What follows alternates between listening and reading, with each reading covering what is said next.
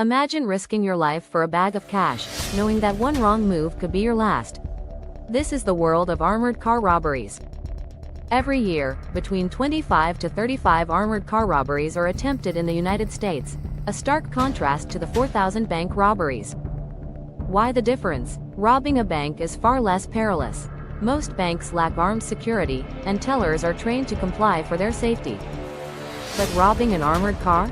That's a different story. These criminals know they're putting their lives on the line. Armored car employees are trained to use deadly force at the first sign of danger.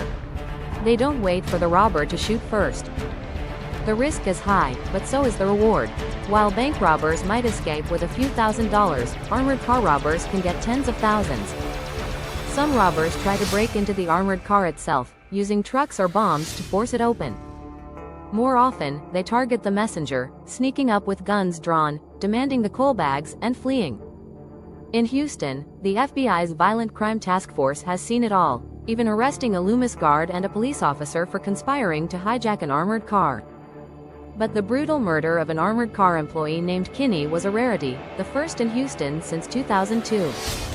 Kinney's murder wasn't just a killing, it was a cold-blooded execution. He wasn't even given a chance to surrender. Over the next year, Houston saw 2 more armored car robberies.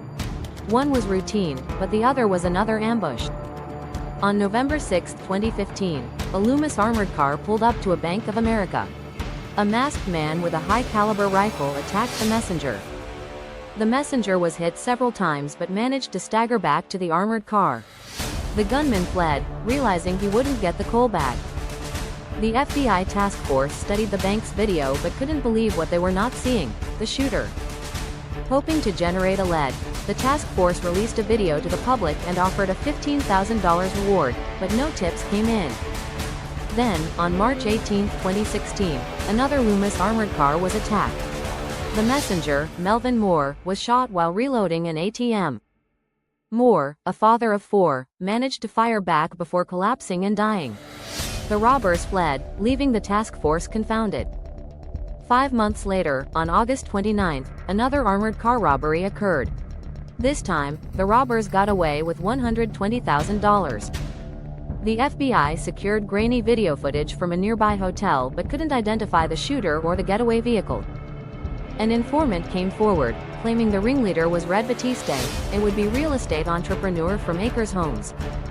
Batiste had a troubled past but seemed to have turned his life around, focusing on real estate and family. Despite his criminal record, those who knew Batiste described him as charming, intelligent, and committed to his family. The FBI installed a tracking device on Batiste's Jeep and a hidden camera outside his home, hoping to catch him in the act.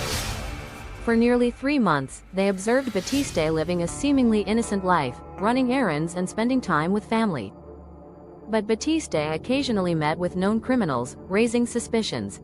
The task force decided they needed to catch him red-handed. On December 7, 2016, the FBI set a trap. They installed a remote-controlled camera and a kill switch in a rented Jeep Cherokee.